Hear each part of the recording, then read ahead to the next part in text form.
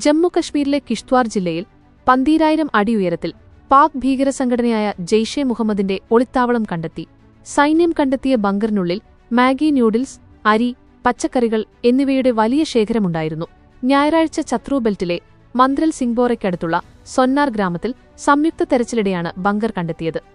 ഏറ്റുമുട്ടലുകളെയും പ്രതികൂല കാലാവസ്ഥയെയും നേരിടാൻ കഴിയുന്ന രീതിയിലാണ് ബങ്കർ നിർമ്മിച്ചിരിക്കുന്നത്.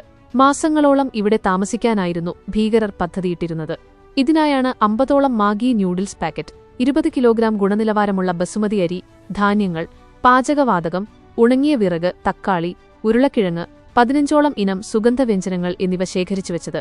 പാകിസ്ഥാൻകാരനായ ജെയ്ഷെ മുഹമ്മദ് കമാൻഡർ സൈഫുള്ളയും ഡെപ്യൂട്ടി മാൻഡർ ആദിലുമാണ് ബങ്കർ ഉപയോഗിച്ചതെന്ന് റിപ്പോർട്ട്. അതേസമയം ഇതുമായി ബന്ധപ്പെട്ട് 4 പ്രദേശവാസികളെ കസ്റ്റഡിയിലെടുത്തിട്ടുണ്ട്. ഭീകരരുമായുള്ള ആക്രമണത്തിൽ 7 സൈനികർക്ക് പരിക്കേറ്റിരുന്നു.